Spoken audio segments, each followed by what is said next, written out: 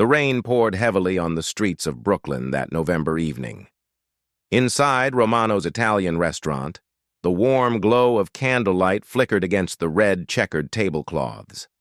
Sophia Martinez wiped down the last empty table, her hands trembling slightly. She had been working at Romano's for 6 months now, and each day felt longer than the last.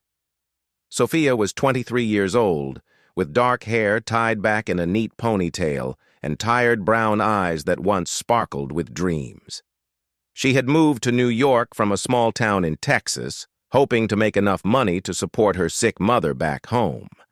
The restaurant job wasn't much, but it paid the bills and allowed her to send some money home every month. The owner of Romano's, Vincent Romano, was a large man in his 50s with a thick neck and hands that looked like they could crush walnuts.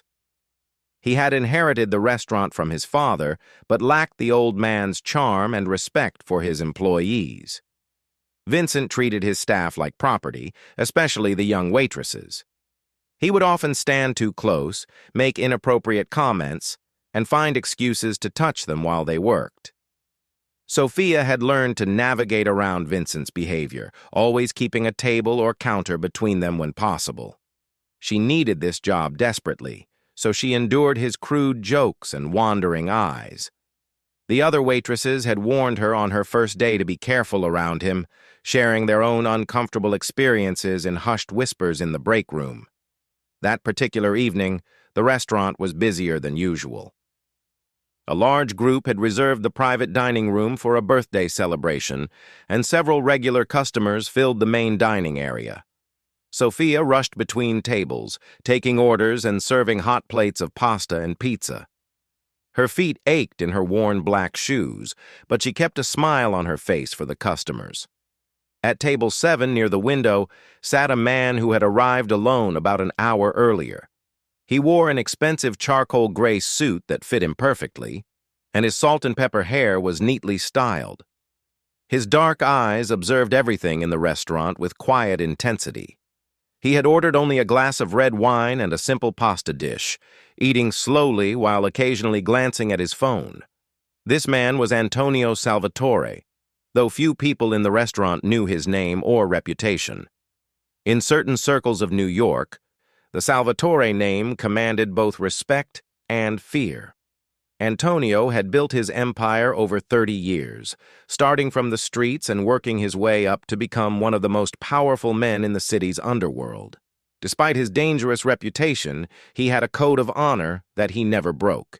He protected those who couldn't protect themselves, especially women and children. Antonio had come to Romano's that evening for a simple reason. He had heard good things about the food from an old friend and wanted to try it himself. He preferred to visit new places alone, observing the atmosphere and the people without the distraction of bodyguards or associates. It was during these quiet moments that he often learned the most about a neighborhood and its people. As Sophia passed his table, Antonio noticed how she moved with practiced efficiency despite her obvious exhaustion. He saw how she smiled genuinely at an elderly couple, helping the woman with her coat. He also noticed how her expression changed when Vincent appeared from the kitchen, how her shoulders tensed, and her movements became more careful. Vincent had been drinking throughout the evening, as he often did. His face was flushed, and his movements were becoming more aggressive. He barked orders at the kitchen staff and criticized every small mistake. When a young busboy dropped a plate, Vincent grabbed him by the collar and shoved him against the wall, cursing loudly. The dining room fell silent for a moment before conversations resumed in uncomfortable whispers. Sophia tried to stay out of Vincent's path, but the restaurant layout made it impossible to avoid him completely. As she carried a tray of desserts to the birthday party, Vincent stepped directly in her way. His breath smelled of whiskey and garlic as he leaned close to her face. "You're moving too slow tonight," he growled. "These people are spending good money, and you're keeping them waiting." "I'm sorry, Mr. Romano," Sophia said quietly, trying to step around him. "I'll move faster." Vincent grabbed her arm, his fingers digging into her skin through her white shirt. "Don't walk away when I'm talking to you. he said, his voice rising. Several customers turned to look at them. "Please, Mr. Romano, I need to deliver these desserts," Sophia said, her voice shaking. The tray in her hands trembled, and she was afraid she would drop everything. From his table, Antonio watched the scene unfold. His jaw tightened as he saw Vincent's hand on the young waitress's arm. He had seen enough men like Vincent in his life, bullies who used their power to intimidate those who couldn't fight back. Antonio's hand moved to his phone, but he decided to wait and observe a bit longer. Vincent finally released Sophia's arm, leaving red marks where his fingers had been. She hurried to the private dining room, blinking back tears. Her hands shook as she served the desserts, apologizing for the delay. The birthday party guests, who had heard Vincent's raised voice, gave her sympathetic looks and assured her everything was fine. In the kitchen, the other staff members exchanged worried glances.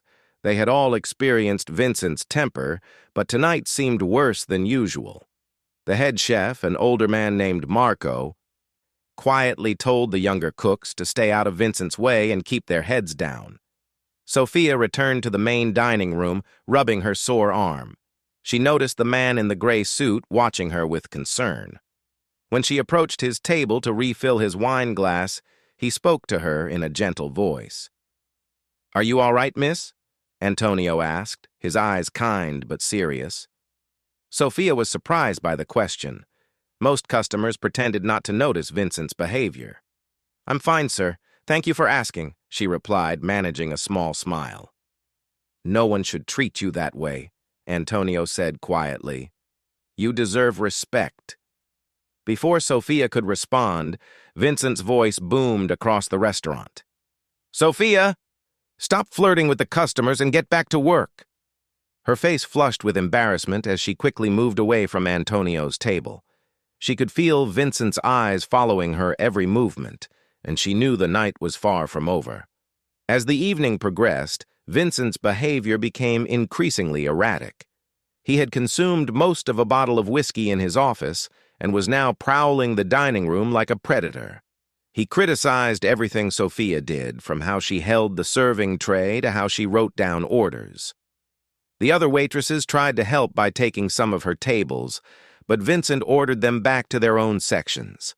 Antonio continued to observe, his anger growing with each passing minute. He had finished his meal but ordered coffee to extend his stay. Something told him that his presence might be needed before the night was over. He sent a discreet text message to his driver, telling him to wait outside but be ready. Around 9 o'clock, the birthday party ended, and the large group left after giving Sophia a generous tip and thanking her for her service. The main dining room was now half empty, with only a few regular customers finishing their meals. This should have been a relief for Sophia, but she knew that fewer witnesses meant Vincent might become even bolder. She was clearing the table next to Antonio's when Vincent appeared beside her again. This time he was swaying slightly, and his eyes had a dangerous glint. He reached out and grabbed her ponytail, yanking her head back. "You think you're too good for this place?" he slurred. "Too good for me?" "Mr. Romano." "Please," Sophia gasped, dropping the plates she was holding. They shattered on the floor, sending fragments across the polished wood. "You're hurting me!" "You broke my plates," Vincent snarled, pulling her hair harder. "That's coming out of your paycheck. Maybe I should take it out of your tips, too." Antonio stood up from his table, his movement smooth and deliberate.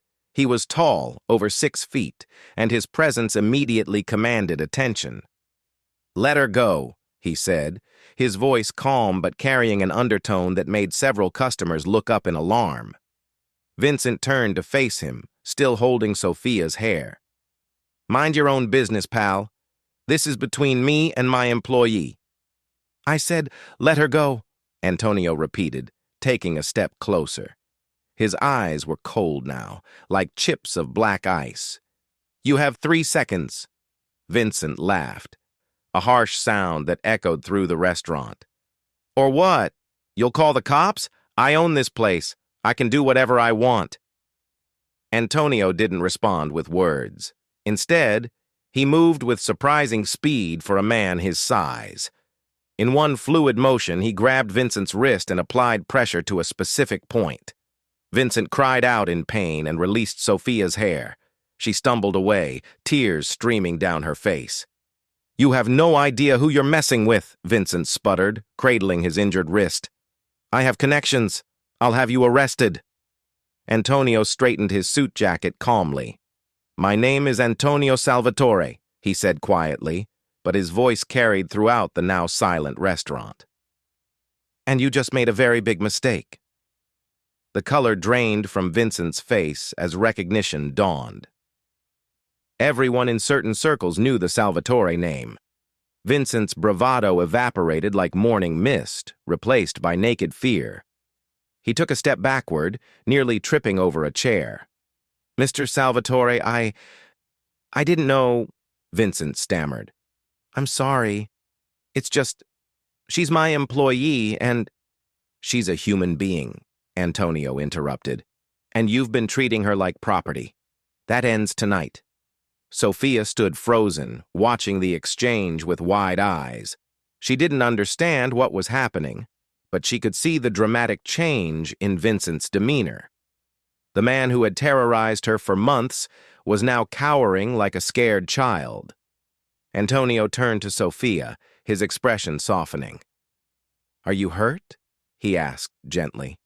She shook her head, though her scalp still stung from having her hair pulled. "I'm okay," she whispered. "Go sit down," Antonio instructed. "Have some water. You're safe now." As Sophia moved to a nearby booth, Antonio pulled out his phone and made a call. He spoke in rapid Italian, his words too quick for most people to follow. Within minutes, two men in dark suits entered the restaurant. They were clearly Antonio's associates, their faces impassive as they surveyed the scene. "Vincent Romano," Antonio said, turning back to the restaurant owner. "You have two choices. You can sell this restaurant to my organization for a fair price and leave New York forever, or you can face the consequences of assaulting a woman under my protection. Choose wisely." Vincent's mouth opened and closed like a fish out of water. He looked around the restaurant that his father had built, the business he had inherited but never truly deserved. Then he looked at Antonio's cold eyes and the two imposing men flanking him. "I'll sell," Vincent whispered, defeated. "I'll take the deal." Antonio nodded. "My lawyers will contact you tomorrow. You have 48 hours to complete the transaction and leave the city. If I ever hear that you've hurt another woman anywhere, the deal is off and you'll answer to me personally. Do you understand?" Vincent nodded frantically, sweat pouring down his face despite the cool evening air. "Yes, Mr. Salvatore, I understand." "Good. Now apologize to Sophia," Antonio ordered. Vincent turned to where Sophia sat in the booth, her eyes wide with disbelief.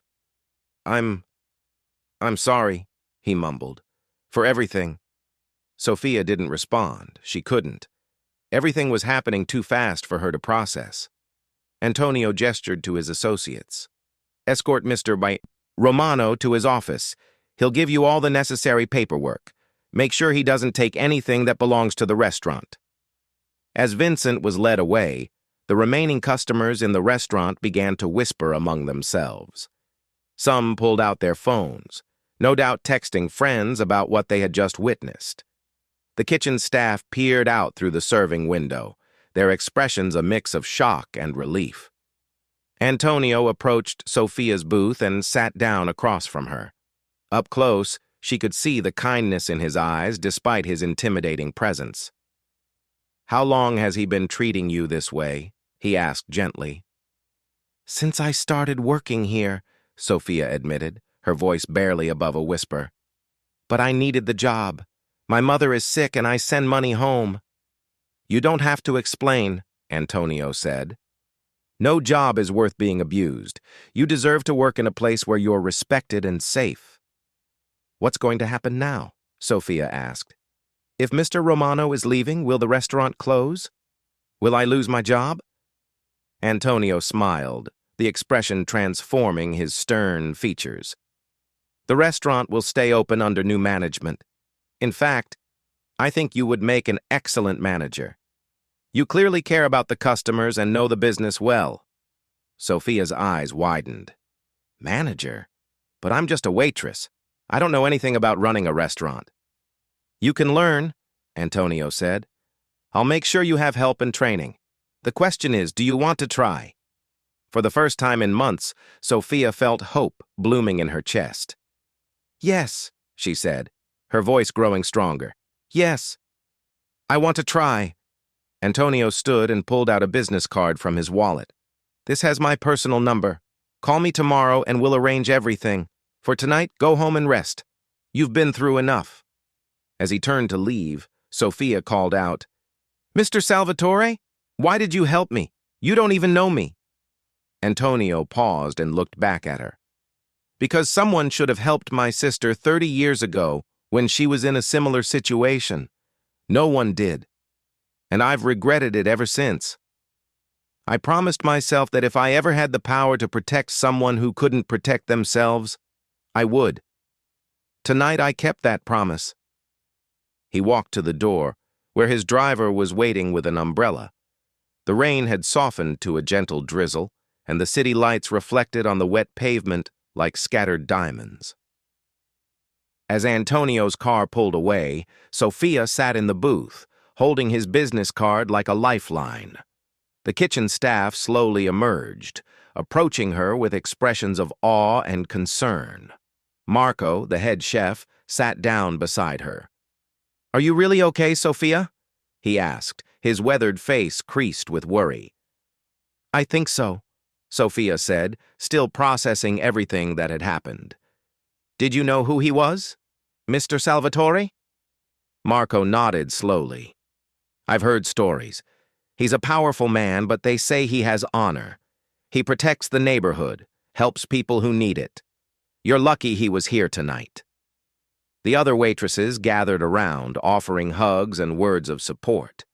They had all suffered under Vincent's management, though perhaps none as severely as Sophia. The busboy who Vincent had shoved earlier brought her a cup of hot tea, his hands shaking slightly as he set it down. "Is it true?" asked Maria, an older waitress who had worked at Romano's for 10 years. "Is Vincent really leaving?" Sophia nodded. "Mr. Salvatore said the restaurant will be sold. He offered to make me the manager." The group erupted in surprised exclamations. Some seemed skeptical, others hopeful. Maria squeezed Sophia's shoulder. "You'll be good at it," she said firmly. "You work harder than anyone here, and you actually care about people. That's what this place needs." As the staff began closing the restaurant for the night, Sophia helped, despite their protests, that she should go home and rest. She needed to keep her hands busy while her mind processed the evening's events. Every time she thought about Vincent grabbing her hair, she felt sick. But then she remembered Antonio's calm strength, how he had stood up for her when no one else would. By the time they locked the doors, it was nearly midnight. Sophia stood outside the restaurant, looking up at the faded sign that read Romano's Italian Restaurant. Soon it would have new owners, new management, maybe even a new name. The thought both thrilled and terrified her. She walked to the subway station, her footsteps echoing on the empty sidewalk. For the first time in months, she didn't feel the weight of dread about coming to work the next day. Vincent was gone. She was safe. And somehow, impossibly, she had been offered a chance to build something better. The next morning, Sophia woke up in her small apartment in Queens, wondering if the previous night had been a dream. Her wrist still showed faint bruises from Vincent's grip, proving that it had all been real. She stared at Antonio Salvatore's business card on her nightstand, running her finger over the embossed lettering. After making herself a strong cup of coffee, she finally gathered the courage to dial the number. The phone rang twice before a professional female voice answered. "Mr. Salvatore's office, how may I help you? This is Sophia Martinez," she said nervously. "Mr. Salvatore asked me to call about the restaurant." "Ah, Miss Martinez. Mr. Salvatore is expecting your call. Please hold for a moment." Soft classical music played while Sophia waited, her heart beating rapidly. She had spent half the night researching Antonio Salvatore online. The information was limited, but what she found confirmed what Marco had said. He was known as a man of principle, despite his dangerous reputation. There were stories of him helping families in need, protecting small businesses from extortion, and maintaining order in neighborhoods where the police had given up. "Sophia?" Antonio's deep voice came through the phone, warmer than she remembered from the night before. "I'm glad you called. How are you feeling today?" "I'm okay, Mr. Salvatore. Thank you again for what you did. Please call me Antonio, and there's no need to thank me. I did what any decent person should do. Now, about the restaurant. Can you meet me there this afternoon? I'd like to discuss the transition." They arranged to meet at 3 o'clock. Sophia spent the rest of the morning in a nervous haze, trying to prepare herself for whatever was coming. She dressed carefully in her best professional outfit. A simple black skirt and white blouse she had bought for job interviews. When she arrived at Romano's, she found the door unlocked despite the restaurant being closed. Inside, Antonio was sitting at a corner table with two other people. A sharp-dressed woman in her 40s with steel gray hair pulled back in an elegant bun, and a younger man with kind eyes who was reviewing a stack of documents. Antonio stood when he saw her, a gesture of old-world courtesy that made her feel respected in a way Vincent never had. "Sophia, thank you for coming. Let me introduce you to Angela Chen, who handles my legitimate business operations, and Michael Torres, who will be helping with the legal transition." Sophia shook hands with both, trying not to feel intimidated by their professional demeanor. Angela studied her with intelligent eyes, while Michael offered an encouraging smile. "Please, sit," Antonio said, gesturing to a chair. "We have much to discuss." Angela opened a leather folder and began explaining the situation. "Mr. Romano has agreed to sell the restaurant for a fair market price. The paperwork will be finalized within 48 hours.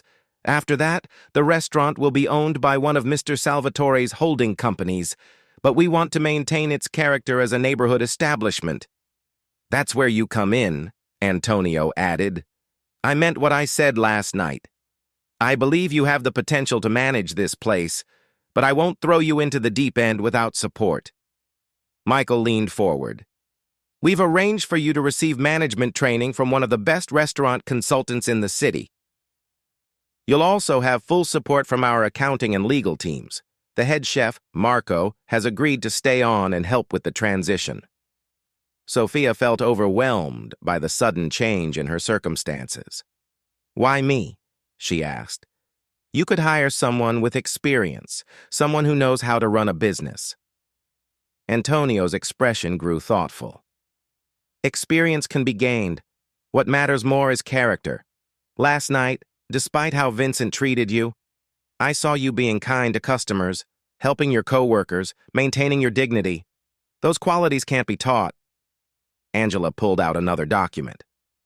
"We're proposing a starting salary of $75,000 per year, plus health benefits and a percentage of profits after the first year. You'll also receive a housing allowance to help you relocate closer to the restaurant if you choose." Sophia's eyes widened. It was more money than she had ever imagined earning. That's very generous. It's fair compensation for the responsibility you'll be taking on," Angela said matter-of-factly. "Running a restaurant is demanding work. You'll earn every penny." They spent the next 2 hours going over details. Sophia learned that the restaurant employed 15 people, including kitchen staff and servers. All of them would keep their jobs, with raises to bring their wages up to fair market standards. The menu would remain largely the same, focusing on the authentic Italian dishes, that had made the place popular before Vincent's poor management drove customers away. As the meeting concluded, Antonio asked Angela and Michael to give him a moment alone with Sophia. Once they left, he leaned back in his chair and studied her carefully. "You're scared," he observed. "That's normal. Tell me what worries you most." Sophia appreciated his directness. "I'm afraid I'll fail, that I'll disappoint you after you've shown such faith in me, and—" She hesitated. "Go on," Antonio encouraged. "I'm afraid of what people will think. A young woman suddenly becoming manager after the owner is forced to sell to—" She stopped, not sure how to phrase it. "To a criminal?" Antonio finished with a wry smile. "You can say it. I'm not offended by the truth. Yes, some people will talk. Some may even stop coming to the restaurant. But others will come because they know this place is under my protection, that it's safe and fair. In time, your work will speak for itself." He stood and walked to the window, looking out at the busy street. "My grandmother came to this country with nothing. She worked in a restaurant much like this one, facing discrimination and hardship every day. But she never gave up. She saved enough to open her own small cafe, which fed her family and gave them a chance at a better life. I see that same strength in you, Sophia." His words touched something deep in Sophia's heart. "I won't let you down," she said quietly. Antonio turned back to her with a genuine smile. "I know you won't. Now let's talk about your mother. You mentioned she's sick?" Sophia nodded, tears pricking her eyes. "She has kidney disease. The treatments are expensive, and Medicare doesn't cover everything." "Send Angela the details," Antonio said. "We have connections with some of the best specialists in the country. We'll make sure your mother gets the care she needs." "I can't accept that," Sophia protested. "You've already done so much." "Family is everything," Antonio said firmly. "When you work for me, you become part of an extended family. We take care of our own. This isn't charity. It's how things should be." Over the next 2 days, the transition happened with stunning efficiency. Vincent signed all the papers and left New York as promised, taking only his personal belongings. The staff at Romano's watched in amazement as years of neglect and abuse ended virtually overnight. Sophia threw herself into learning everything she could about restaurant management. Her consultant, an energetic woman named Patricia, who had managed several successful restaurants, started with the basics: inventory management, food costs, scheduling, and customer service standards. Sophia took detailed notes, asked countless questions, and studied late into the night. The first week was overwhelming. Sophia made mistakes, lots of them. She ordered too much of some ingredients and not enough of others. She struggled with the scheduling software. She had to mediate a dispute between 2 servers who wanted the same shift, but each mistake taught her something valuable. Marco proved to be an invaluable ally. The veteran chef had decades of experience and a calm demeanor that helped steady Sophia's nerves. He taught her about menu planning, food quality standards, and managing kitchen staff. He also shared stories about the restaurant's golden years under Vincent's father, when it had been a beloved neighborhood institution. The old man? He understood that a restaurant is about more than food, Marco explained one afternoon as they reviewed supplier contracts. It's about creating a place where people feel welcome, where they make memories. Vincent never understood that. The other staff members gradually warmed to Sophia's leadership. They saw her arriving early and staying late, working alongside them during busy shifts, and actively seeking their input on improvements. When the new paychecks arrived with the promised raises, any lingering skepticism evaporated. Antonio visited once a week, always during off-peak hours. He would order a simple meal and observe the operations, occasionally offering advice but mostly letting Sophia find her own way. During one visit, he brought someone unexpected, his elderly mother, a small but formidable woman named Isabella. "So you're the young woman my son has been talking about," Isabella said, scrutinizing Sophia with sharp eyes. "He says you have potential." Sophia served them personally, nervous about making a good impression. Isabella ordered the eggplant parmigiana and ate slowly, evaluating each bite. Finally, she nodded approvingly. "The food is good, but the sauce needs more basil. I'll send you my recipe."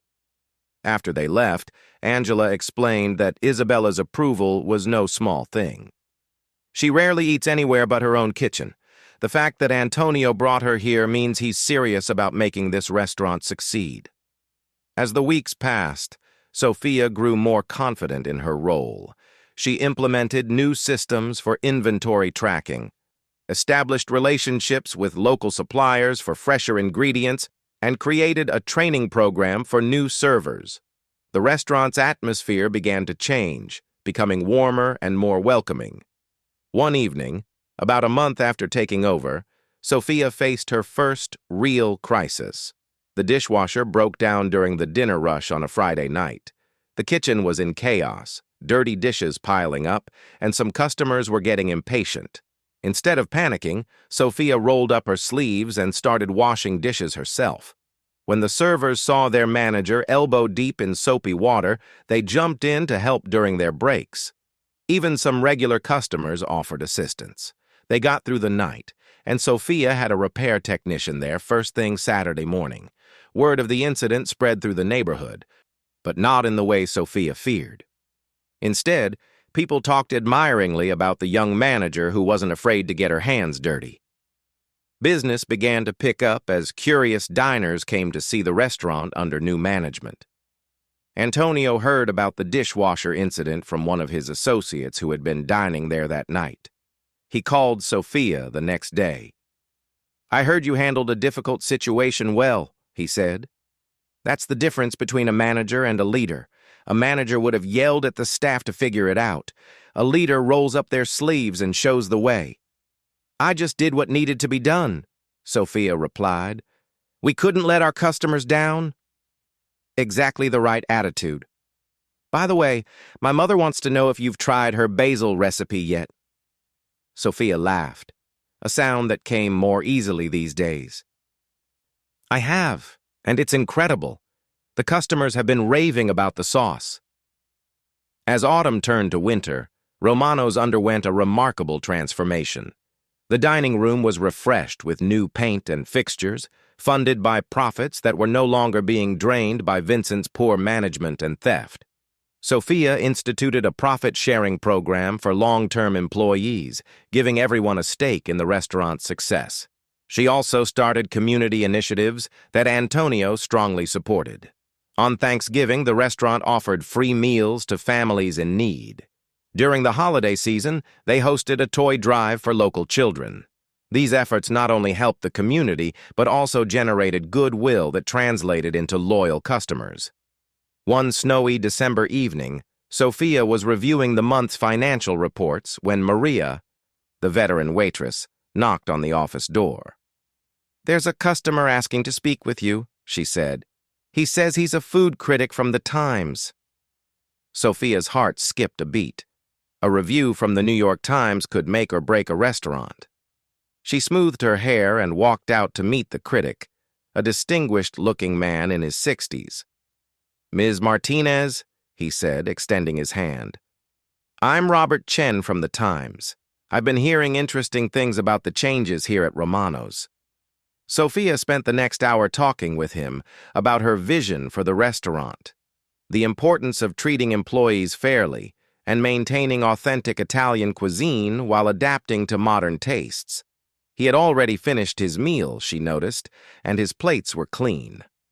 "I must say," Mr. Chen remarked, "the transformation here is remarkable.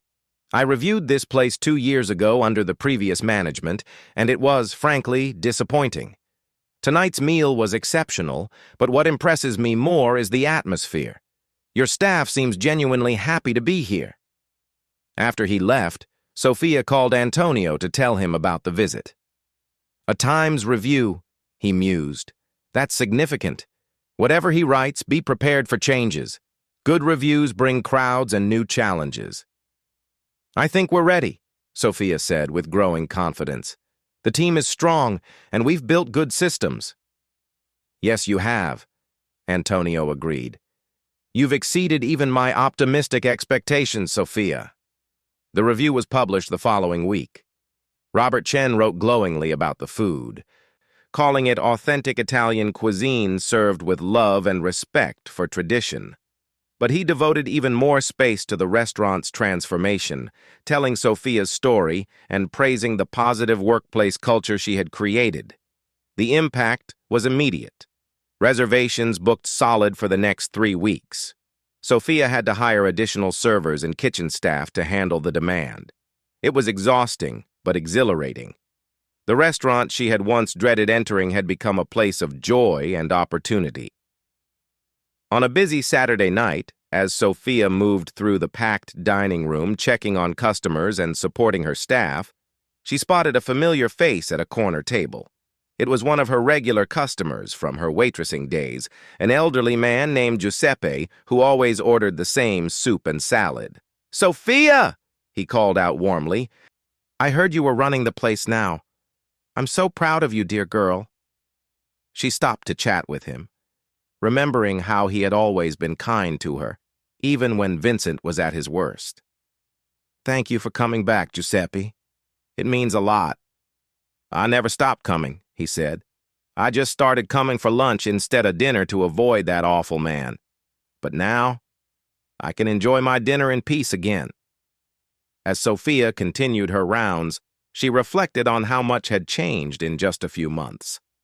The bruises on her arm had long since faded, but the memory of that terrifying night remained. It had been the worst moment of her life, but it had led to this transformation.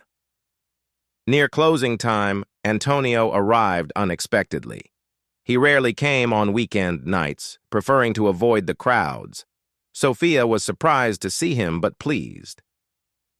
He ordered his usual pasta and wine, sitting at what had become his regular table. When the rush finally died down, Sophia joined him for a moment. "Busy night," he observed. "You're handling it well." "I have a good team," Sophia replied. "That makes all the difference." Antonio studied her thoughtfully. "You've grown into this role remarkably fast, but I want you to remember something important. Success can be as dangerous as failure if you're not careful. Don't let it change who you are." "What do you mean?" Sophia asked. "I've seen good people become corrupted by power and success," Antonio explained. "They forget where they came from, start treating others the way they were once treated. You've maintained your kindness and humility despite your new position. That's rare and valuable. Don't lose it." Sophia nodded, understanding the wisdom in his words. "I won't forget what it felt like to be powerless. That's why I'll always treat my staff with respect." "Good," Antonio said, raising his wine glass. "To remembering where we came from." As winter deepened, Sophia established new traditions at the restaurant. She instituted a monthly staff meeting where everyone could voice concerns and suggestions. She created an emergency fund for employees facing unexpected hardships. She even started a scholarship program for staff members who wanted to pursue culinary education. These initiatives came from her own experiences struggling to make ends meet. She remembered the night she had gone to bed hungry so she could send more money to her mother. She remembered the fear of getting sick because she couldn't afford to miss work. Now that she had the power to help others avoid those struggles, she used it. One afternoon, while reviewing applications for new servers, Sophia received an unexpected phone call. It was her mother, calling from Texas. The new treatments Antonio's medical contacts had arranged were working better than expected. Her mother sounded stronger and more hopeful than she had in years. "Mija," her mother said, using the endearment from Sophia's childhood. "I'm so proud of what you've accomplished. Your father would be too." Sophia had to excuse herself to the office to cry tears of gratitude and relief.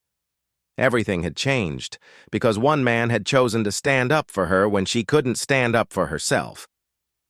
She thought about Antonio's words about helping others and knew that she would spend the rest of her life paying forward the kindness she had received. Spring arrived in New York with bursts of color in Central Park and warmer breezes carrying the promise of new beginnings. Romano's had been under Sophia's management for 6 months, and the transformation was complete. The restaurant had become one of the most sought-after dining spots in Brooklyn, with a 3-week wait for weekend reservations. Sophia stood in her office, looking at a letter that had arrived that morning. It was from Vincent Romano, postmarked from Miami. Her hands trembled slightly as she opened it, wondering what he could possibly want after all this time. The letter was short and bitter. Vincent claimed the sale had been coerced, that he wanted his restaurant back, and that he had hired lawyers to challenge the transaction. He ended with a veiled threat about knowing people who could make problems for her. Sophia immediately called Antonio, who listened calmly as she read the letter. "Don't worry about Vincent," he said. "He's desperate and foolish. The sale was completely legal and he has no grounds to challenge it. As for his threats, I'll handle that. Keep the letter as evidence." Despite Antonio's reassurances, Sophia felt uneasy for the rest of the day. She had worked so hard to build something positive from the ashes of Vincent's mismanagement. The thought of him trying to destroy it filled her with a mix of anger and fear. That evening, as the dinner service was in full swing, 2 men entered the restaurant who immediately made Sophia nervous. They wore expensive suits, but had an air of menace about them. They asked for a table without a reservation, and when the hostess explained they were fully booked, one of them slipped her a $100 bill. "I'm sure you can find something," he said with a smile that didn't reach his eyes. A table had just opened up due to a cancellation, so the hostess seated them. Sophia watched from across the dining room as they ordered expensive wine and barely touched their food, spending most of their time observing the restaurant operations and making notes on a small pad. Maria, the veteran waitress, approached Sophia with concern. "Those men at table 12 are asking a lot of questions about you," she whispered. "They want to know how long you've been manager, where you came from, who owns the place now." Sophia's unease grew, but she maintained her composure. "Just serve them politely and don't give them any personal information," she instructed. "If they persist, send them to me." As the evening progressed, the 2 men became more bold. They started talking loudly about how the restaurant had been stolen from its rightful owner and how certain people wouldn't stand for such injustice. Other diners began to look uncomfortable. Sophia made a decision. She walked directly to their table, her chin raised despite her racing heart. "Gentlemen, I'm the manager here. Is there a problem with your meal?" The larger of the 2 men looked her up and down dismissively. "So you're the little girl playing restaurant manager?" he sneered. "Vincent sends his regards. He wants you to know he hasn't forgotten what was taken from him." "Nothing was taken," Sophia replied firmly. "Mr. Romano sold this restaurant in a legal transaction. If you're here to cause trouble, I'll have to ask you to leave." The man laughed unpleasantly. "You're going to make us leave? You in what army, sweetheart?" Before Sophia could respond, she noticed a subtle shift in the restaurant's atmosphere. 2 of Antonio's associates, who dined there regularly, had stood up from their tables. The kitchen door opened, and Marco emerged with several of his largest line cooks. Even some regular customers, neighborhood men who had become protective of Sophia and the restaurant, were paying attention. But it was the arrival of Antonio himself that changed everything. He entered through the front door with quiet authority, his presence immediately commanding attention. He walked directly to the table where the 2 men sat, now looking far less confident. "Gentlemen," Antonio said pleasantly, though his eyes were cold as winter stone. "I believe the lady asked you to leave." The men recognized him immediately. The blood drained from their faces as they realized whose territory they had entered. "Mr. Salvatore," one stammered. We didn't know. Vincent didn't tell us. Vincent knows exactly who owns this restaurant, Antonio said, which means he sent you here knowing what would happen. He used you as expendable messengers. How does it feel to realize your employer considers you disposable? The two men exchanged worried glances.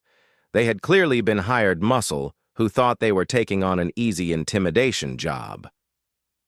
Now they understood they had walked into something far more dangerous. "We'll go," the smaller one said quickly. "No trouble. We'll tell Vincent to forget about the restaurant." "You'll tell Vincent more than that," Antonio said. "You'll tell him that if he contacts this restaurant again, if he sends anyone else, if he so much as drives past this building, I will consider it a personal insult. And I do not forgive personal insults. Is that clear?" Both men nodded frantically. They threw money on the table and hurried out, nearly running in their haste to leave. The restaurant remained quiet for a moment after their departure. Antonio turned to address the dining room. "I apologize for the disruption," he said. "Please enjoy your meals. Dessert is on the house tonight." A ripple of appreciation went through the room. Customers returned to their conversations, though many stole glances at Antonio with a mixture of fear and respect. Sophia noticed that no one seemed inclined to leave early despite the scene they had witnessed. "Are you all right?" Antonio asked Sophia quietly. She nodded, though adrenaline still coursed through her veins. "Thank you for coming. How did you know?" "I have people watching the restaurant," Antonio explained. "When they reported Vincent's men had shown up, I came immediately. You handled yourself well, standing up to them like that." "I was terrified," Sophia admitted. "But you didn't show it," Antonio said. "That's what courage is, acting despite fear, not the absence of fear." As they talked, Sophia noticed something that warmed her heart. Her staff had formed a protective circle around her without being asked. Marco stood nearby with a heavy rolling pin in his hand. The servers had positioned themselves strategically around the dining room. Even the young busboy who Vincent used to bully was there, holding a metal tray like a shield. "Look at what you've built," Antonio said, noticing the same thing. "These people were ready to fight for you. That's not something money can buy. That's loyalty earned through respect and kindness." Over the next few days, word spread through the neighborhood about the incident. Rather than hurting business, it actually increased customer loyalty. People appreciated knowing the restaurant was protected and that Sophia had stood her ground against intimidation. Vincent never made contact again. Sophia later learned through Angela that he had been arrested in Miami for assault and fraud charges unrelated to the restaurant. His threats had been the desperate actions of a man watching his life crumble due to his own choices. With that chapter finally closed, Sophia focused on continuing to build the restaurant's success. She implemented new programs, including cooking classes for local youth and a partnership with a culinary school to provide internships. The restaurant became more than just a place to eat. It became a cornerstone of the community. One warm May morning, Sophia received wonderful news. Her mother was well enough to travel and would be visiting New York for the first time. Sophia had been sending money home and talking to her mother weekly, but they hadn't seen each other since Sophia left Texas over a year ago. The staff helped Sophia prepare for the visit with touching enthusiasm. Marco planned a special menu featuring her mother's favorite dishes. The servers decorated a private dining area. Everyone wanted to meet the woman who had raised their beloved manager. When Sophia picked up her mother from the airport, she was amazed at how healthy she looked. The treatments had worked better than anyone had hoped. Her mother, Elena, was still thin, but had color in her cheeks and brightness in her eyes that had been missing for years. "Mija, look at you," Elena said, holding Sophia's face in her hands. "You look like a proper businesswoman, so grown up." Sophia drove her mother to the restaurant, pointing out landmarks along the way. Elena listened with wonder, having never traveled beyond Texas before her illness. When they arrived at Romano's, The entire staff was waiting to greet them. "Welcome, Mrs. Martinez," Marco said formally, bowing slightly. "It's an honor to meet the woman who raised such an exceptional daughter." Elena was overwhelmed by the warmth of the reception. As Sophia gave her a tour of the restaurant, her mother kept wiping away tears of pride.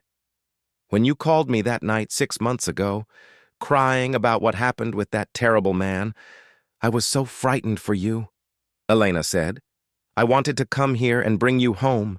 But look what you've done instead. You've made a home here." That evening, Antonio joined them for dinner. He had arranged for his personal physician to consult on Elena's case, ensuring she received continued excellent care. Elena thanked him profusely, but Antonio waved off her gratitude. "Your daughter has given this restaurant new life," he said. "She's helped dozens of families through her fair employment practices and community programs. The least I can do is ensure her mother receives proper medical care." During the meal, Elena watched how the staff interacted with Sophia, saw the respect in their eyes and the genuine affection in their smiles. She observed how Sophia moved through the dining room, checking on customers, supporting her team, handling small crises with calm efficiency. She was always special, Elena told Antonio quietly, while Sophia was dealing with a kitchen issue. Even as a little girl, she took care of everyone around her.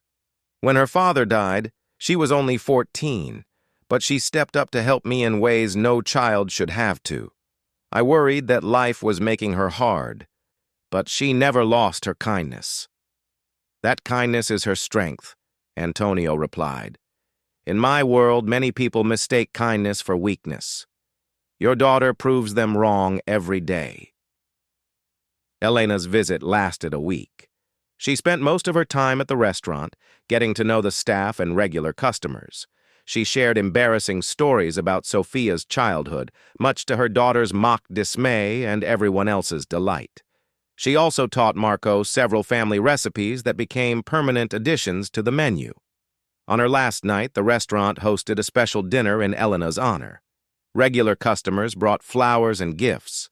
The staff had prepared a video tribute showing the restaurant's transformation under Sophia's leadership. There wasn't a dry eye in the house when it finished. "I want to say something," Elena announced, standing despite Sophia's protests. "My daughter left home to find opportunity in this big city. She found hardship and cruelty instead. But from that darkness came light, because good people stood up for her when she needed help. Mr. Salvatore, you saved my daughter's life in more ways than you know. And all of you," she gestured to the staff and customers, "you've become her family here. A mother couldn't ask for more." The room erupted in applause. Sophia hugged her mother tightly, unable to speak through her tears. Antonio raised his glass in a toast. "To family," he said simply. "Both the one we're born into and the one we choose." After Elena returned to Texas, Sophia threw herself back into work with renewed energy. The restaurant continued to thrive, winning several local awards and maintaining its stellar reputation.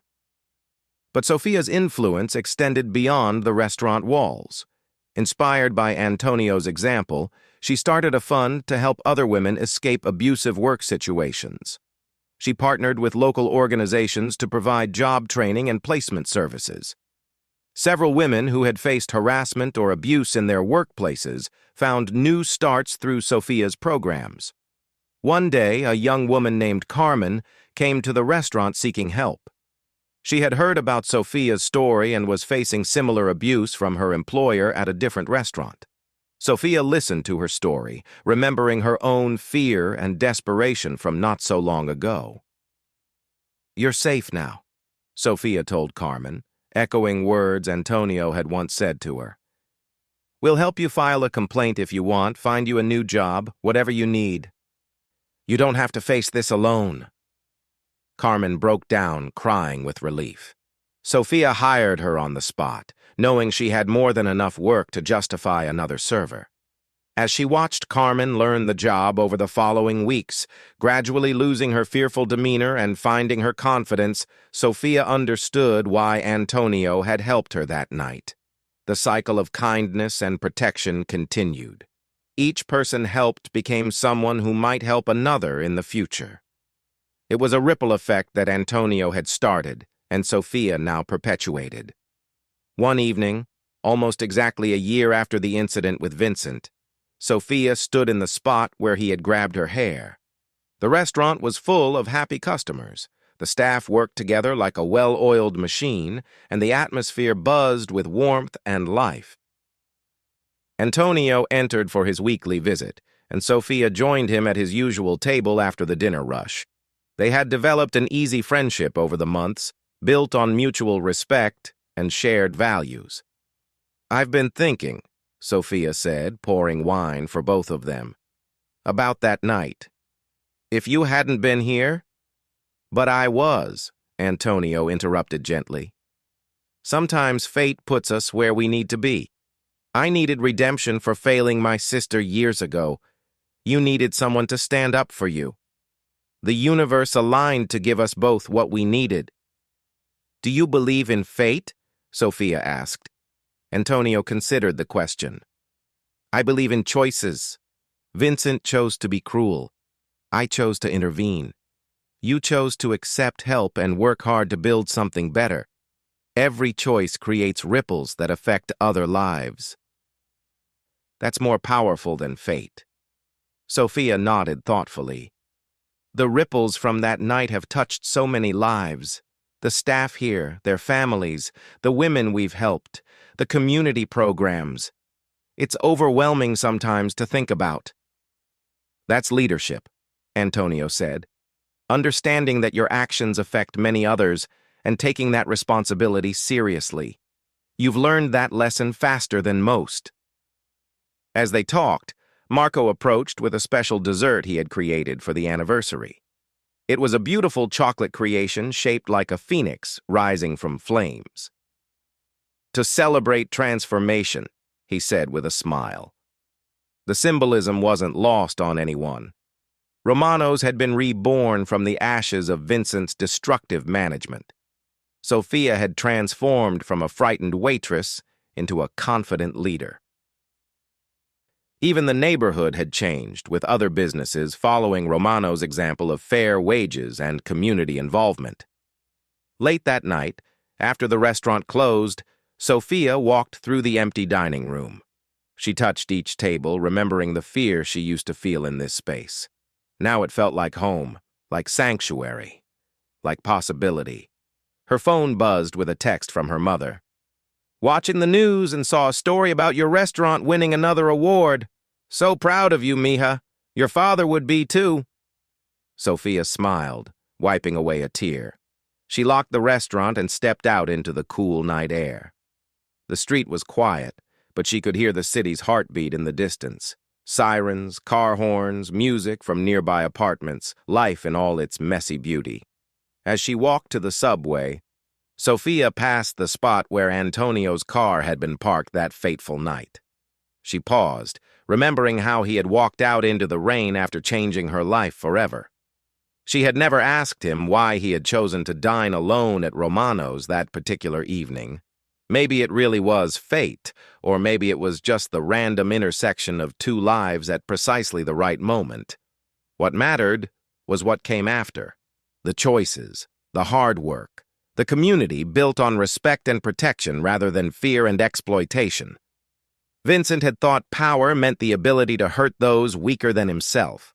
Antonio had shown her that true power was the ability to protect, to lift others up, to create rather than destroy. Sophia's phone rang. It was Carmen, the young woman she had hired months ago.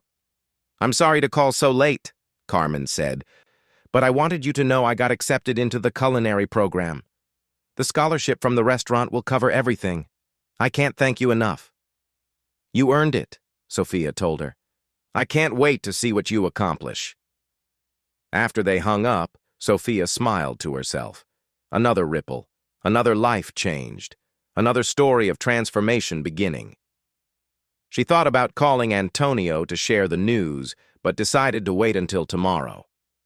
He would be pleased to hear about Carmen's success, would probably offer additional support for her education. The subway platform was nearly empty when Sophia arrived. A few late-night workers waited for the train, each lost in their own thoughts and struggles. Sophia wondered how many of them were facing their own versions of Vincent, their own moments of desperation. She hoped they would find their own Antonios, their own unexpected saviors.